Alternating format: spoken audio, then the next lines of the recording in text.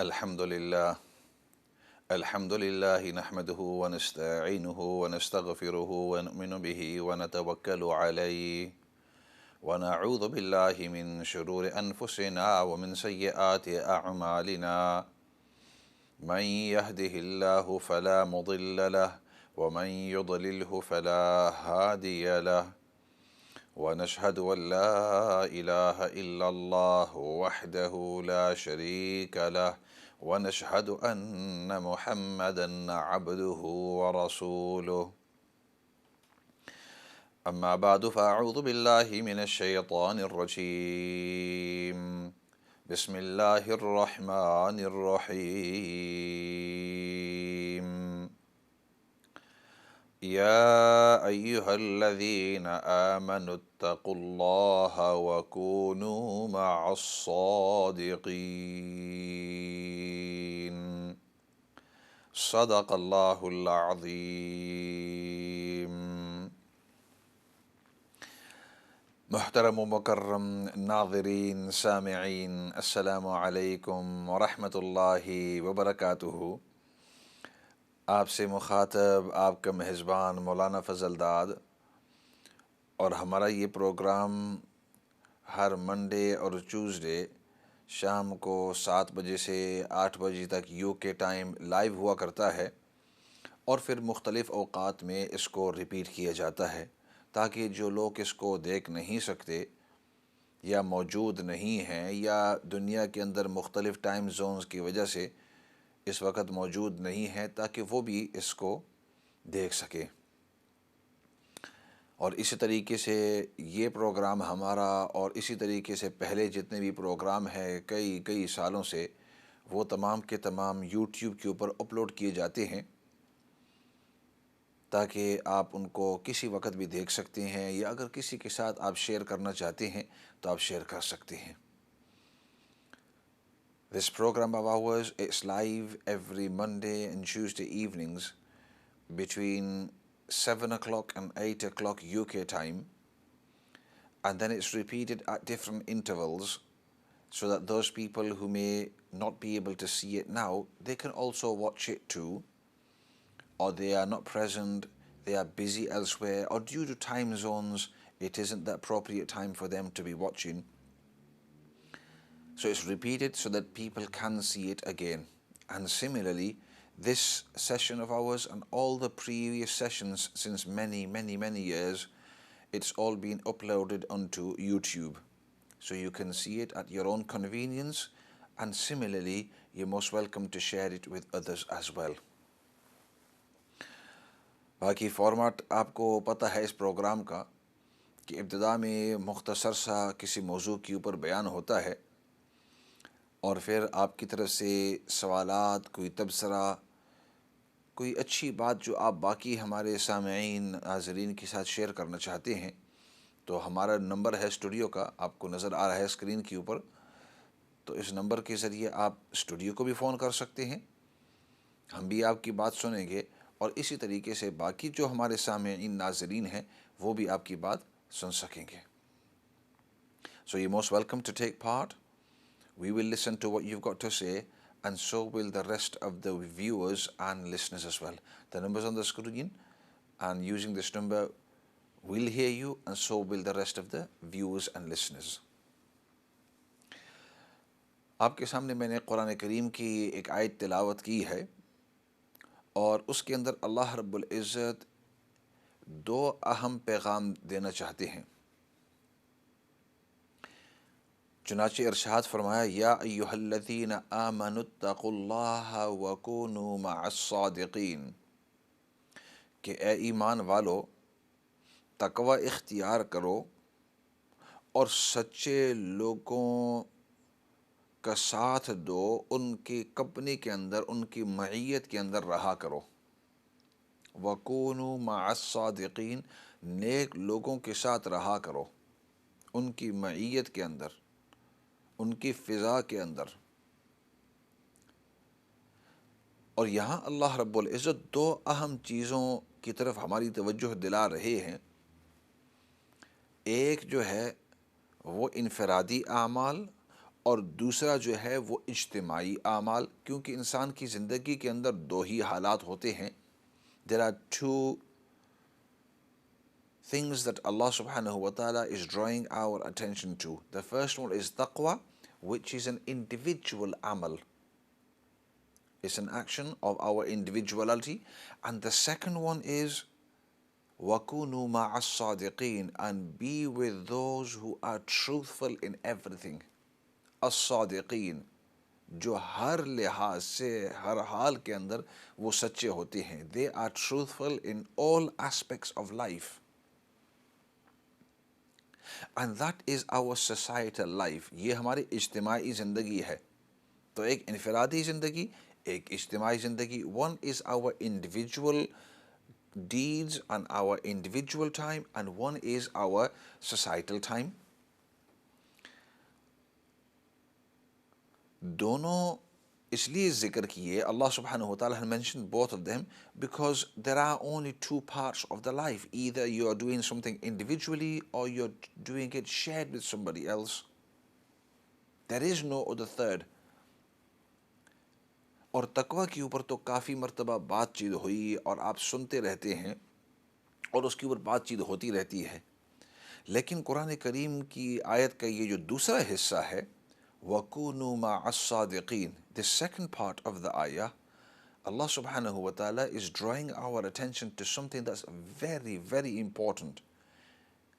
It has an effect upon many, many aspects of life. انسان کے بہت سارے ناحیے کے اوپر اس کا اثر ہوتا ہے. چنانچہ اللہ رب العزت نے ہمیں صرف یہ نہیں فرمایا کہ آپ سچ بولو، وہ تو ہے ہی ہے آف کورس دوسرے مقامات کے اندر، اور نبی پاک صلی اللہ علیہ وسلم نے اس کے اوپر بڑی ہی تاکید فرمائی ہے. The Prophet صلی اللہ علیہ وسلم has emphasized upon truthfulness individually. But here Allah subhanahu wa ta'ala is saying to us that we are to stay with the truthful people, those who are truthful in all aspects of the life. ان کے زندگی کے ہر مرحلے کے لحاظ سے وہ سچے ہوں. تو اپنے نیت کے اندر بھی وہ لوگ سچے ہیں، اپنی زبان کے اندر جو بات کرتے ہیں، زبان سے جو بات کرتے ہیں اس میں بھی سچے ہیں، جو اعمال کسی لیے کرتے ہیں اس کے اندر بھی سچے ہیں، جو وہ کسی کے لیے سوچتے ہیں وہ بھی سچائی کے لحاظ سے. تو ہر لحاظ سے وہ سچے ہیں. اور اگر ہم غور سے تھوڑی دیر دیکھیں تو اللہ رب العزت فرماتے ہیں وَكُونُوا مَعَ الصَّادِقِينَ، جو سچے ہوتے ہیں ان کے ساتھ اپنا وقت گزارو، ان کے ساتھ رہا کرو. کیوں؟ اس لیے کہ انسان کو اللہ رب العزت نے ایک جاذبانہ صفت اس کے اندر رکھی ہے. اللہ سبحانہ و تعالی when he says I want you to be in the company of the truthful people، بعض لوگ اس کا ترجمہ کہتے ہیں کہ وَكُونُوا مَعَ الصَّادِقِينَ، نیک لوگوں کے ساتھ. تو یہاں نیک صالح ہوتا ہے، صادق سچا ہر لحاظ سے. الصادق الف لام یہ استغراق کے لیے ہر قسم کی سچائی ان کے اندر ہو. تو یہ معیت to stay with those people، یہ کیوں؟ Why? Because Allah subhanahu wa ta'ala has created human being as an absorption. He or she absorbs whatever is around them, absorbs it mentally, physically and spiritually. انسان اس کو جذب کر لیتا ہے، چاہے وہ ذہنی طور پر ہو، چاہے وہ جسمانی طور پر ہو، چاہے وہ روحانی طور پر ہو. ارد گرد اگر اچھے لوگ ہیں تو اس کا اثر اس کے اوپر آہستہ آہستہ آہستہ ہوتے ہوتے ہوتے ہوتے ایک وقت ہوتا ہے کہ یہ بھی اچھا بن جاتا ہے. اور اگر یہ شخص اچھے لوگوں کے بجائے برے لوگوں کے ساتھ بیٹھتا ہے، برے لوگوں کے ساتھ بیٹھتی ہے یہ عورت یا یہ بچی یا یہ بچہ یا یہ مرد، تو ان برے لوگوں سے اگرچہ یہ نفرت کرتا ہے لیکن ایک وقت آتا ہے کہ آہستہ آہستہ وہ نفرت ختم ہو جاتی ہے، اور پھر آہستہ آہستہ ان کے جو برے اعمال ہیں، برے اخلاق ہیں، ان کی جو بری صفتیں ہیں all those bad qualities of that person, they begin to infiltrate in this person's character as well. اس کے اخلاق پر اثر ایسے ہوتا ہے کہ وہ اس کے اخلاق آہستہ آہستہ بننا شروع ہو جاتے ہیں. اسی وجہ سے حدیث پاک کے اندر نبی کریم صلی اللہ علیہ وسلم نے ارشاد فرمایا، لمبی حدیث ہے، اس کا مفہوم عرض کر رہا ہوں.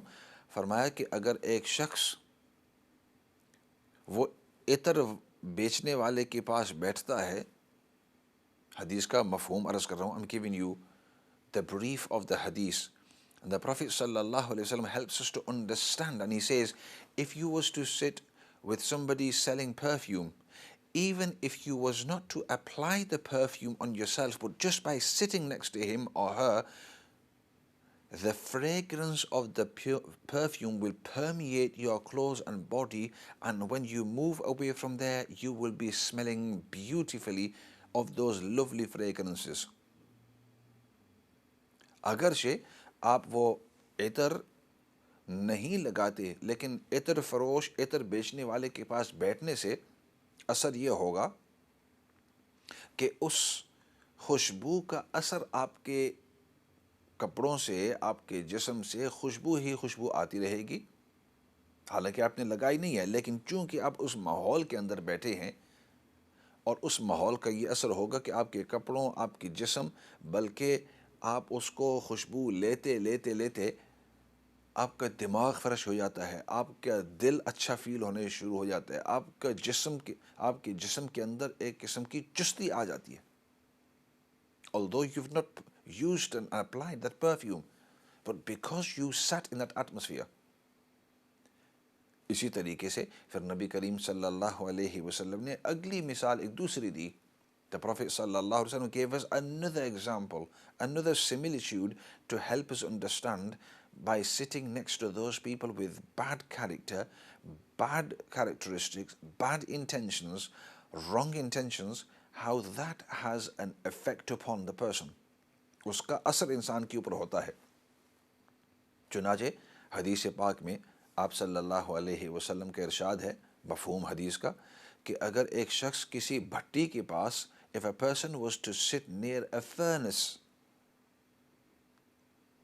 even if the sparks from that furnace do not burn this person and do not strike this person, even if the sparks do not affect him or her, he will not escape the bad smoke and the smell and the ugly stench coming from there.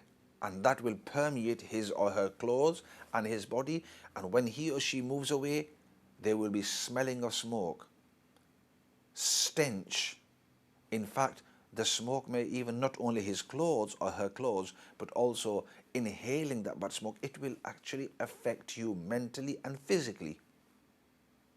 وہ دھوئیں سے اگرچہ وہ چنگاریوں سے اپنی جان کو بچا لے اور چنگاریاں اس کو نقصان نہ دے بھٹی کے ساتھ قریب بیٹھتے ہوئے، لیکن پھر بھی وہ دھوئیں سے دور بھاگ نہیں سکتا اور چھوٹ نہیں سکتا.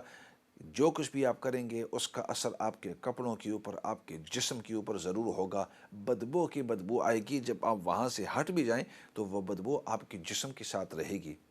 اور پھر دھواں آپ کے سانس کے ذریعے اندر جب جاتا ہے، پھیپھڑوں کے اوپر اس کا اثر اور باقی جو ہے اس کے نقصانات ہم سب کو پتہ ہیں کتنے برے نقصانات. تو کہنے کا مقصد کہ چاہے وہ شخص کتنا ہی فٹ ہو، however fit this person may be and healthy, but by sitting there and constantly inhaling this dirty, filthy smoke, polluted smoke from this furnace, it will naturally have an effect upon this person and make you mentally and physically weaker than weaker. انسان کو کمزور کمزور کمزور کرتا رہے گا. اور یہ مثالیں نبی پاک صلی اللہ علیہ وسلم نے 1400 سال تقریباً پہلے ہمیں بتلائی ہیں. 1447 سال, 447 years. The Prophet صلی اللہ علیہ وسلم has told us all these examples.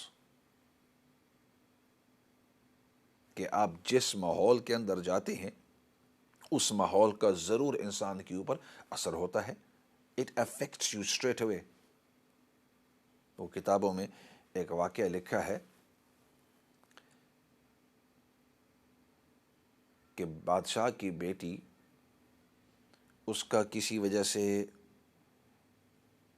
ایک بھنگی کے ساتھ پیار ہو گیا ہے اور ان کی شادی کی تیاری ہو گئی. تو اس بادشاہ کی بیٹی نے کہا کہ یہاں یعنی جو گندگی بھنگی، وہ شخص جو گندگی صاف کرتے ہیں ان کا کام ہوتا ہے. تو چونکہ وہ پورا دن انسانوں کی اور جانوروں کی گندگی صاف کرتے ہوئے، ظاہری بات ہے ان کے کپڑوں سے بھی بو آتی ہے، ہاتھ پاؤں سے بھی بو آتی ہے، اور اسی طریقے سے جب وہ گھر جائیں گے انہیں گندے کپڑوں کے ساتھ، اور صبح جب کام کے لیے نکلیں گے وہ گندے کپڑے پہنیں گے، تو ظاہری بات ہے ماحول کی وجہ سے اس کے گھر سے بھی وہی، جیسے ہمارے یہاں یہ ہوتا ہے اگر آپ کچن کے اندر ہیں تو چاہے کتنا ہی اچھا گھر ہو، لیکن کچن کے اندر چونکہ وہ ہانڈی پکتی ہے تو وہاں آپ کو سالن کی خوشبو آئے گی. اسی طریقے سے جو مسالے ہوتے ہیں ان کی خوشبو آئے گی. باقی جو چیزیں آپ پکاتے ہیں اور جو اس وقت عورتیں پکا رہی ہیں، یہ جو مرد بھی، شیف بھی مرد بھی ہوتے ہیں، تو ریسٹورنٹوں کے ٹیکوں کے اندر تو جو پکاتے ہیں تو ظاہری بات ہے انسان کے جسم کے اوپر دھوئیں کے ذریعے اور بھاپ کے ذریعے اور اس ہانڈی کے پکتے ہوئے انسان کے جسم کے اوپر بھی وہ خوشبو لگتی ہے. بدبو تو ہم نہیں کہہ سکتے، لوگ بدبو کہتے ہیں. میں کہتا ہوں کھانے کا احترام ضروری ہے. اللہ نے آپ کو نعمت دی ہے تو ٹھیک ہے، بعض خوشبو انسان کو اچھی لگتی ہے، بعض نہیں لگتی، لیکن اس کھانے کے احترام کی وجہ سے کبھی بدبو نہ کہو. بعض لوگ کہتے ہیں کہ ہم گھر کے اندر گئے تو کچن سے بڑی بدبو آ رہی ہے. بھائی وہ کھانا پینا اب آپ کھائیں گے، اللہ نے آپ کو نعمت دی ہے، اس کی آپ بدبو کہہ رہے ہیں. سالن کی بدبو نہیں، وہ خوشبو ہوتا ہے. اور خوشبو اگر آپ کو اچھی نہیں لگتی تو کوئی بات نہیں. میں اس کی مثال دیا کرتا ہوں. 2 قسم کی عطر ہے، یہ بھی عطر ہے اور یہ بھی عطر ہے. یہ بھی خوشبو ہے، یہ وہ خوشبو، یہ آپ کو اچھی لگتی ہے، مشک کی ہے، آپ کو اچھی لگتی ہے. یہ عود ہے، یہ آپ کو اچھی نہیں لگتی. فار ایگزامپل یہ خوشبو آپ نے اسپرے لگائی ہے، آپ کو اچھی لگتی ہے، آپ کہتے ہیں اوہ یہ اچھی نہیں ہے، کیونکہ آپ کی طبیعت کو وہ اچھی نہیں لگتی، لیکن ہے وہی خوشبو. دوسری اسپرے آپ لگائیں گے یا عطر لگائیں گے تو آپ کہیں گے یہ بہت ہی اچھی ہے، مجھے بڑی اس سے خوشی ہوتی ہے. لیکن ایک دوسرا شخص آپ کے سامنے کہے گا یہ کون سی عطر ہے، یہ تو میرے سر کے اندر درد ہوتا ہے اس سے. تو خوشبو دونوں ہیں. تو اس لیے کہنے کا مقصد کہ کھانے کی خوشبو ہوتی ہے، بدبو نہیں ہوتی. تو وہ جو خوشبو وہ ہمیں لگ جائے، خوشبو یعنی خوش اور بو، بد یعنی بری اور بو. تو کھانے کی جو خوشبو ہے، the smell and the fragrance from food, it attaches itself to us. And that's why you'll go inside the kitchen and there'll be smell of the food, whether it's kitchen at home, in the restaurant, in the takeaway, wherever you may be in the catering services. So just like that smell is attached to us, and when you walk out straight away, somebody will say, I know you've come from the kitchen. ہمیں پتہ ہے کہ آپ kitchen سے آئے ہیں.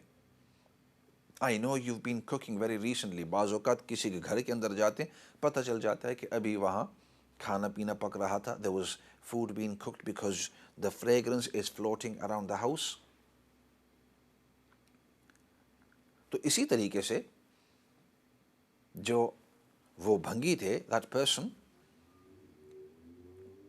his job was to clean dirt and filth, and especially human dirt and animal dirt, animal filth, excrement. So naturally his hands, his body would be dirty, his clothes would have the filth on it and that smell. And when this person was going home, it would smell, and the surrounding of his house would smell. So when he was proposed, or when he proposed to a woman and she was the king's daughter, the princess, she said, I love this man, but he smells so much, his house smells so much.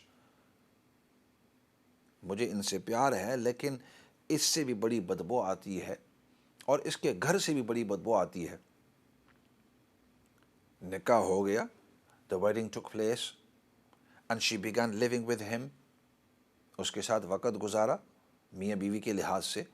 تو کچھ عرصے کے بعد اس کی جو سہیلیاں تھیں, her friends, when they came to visit her, and they said to her that, have you adjusted to the house?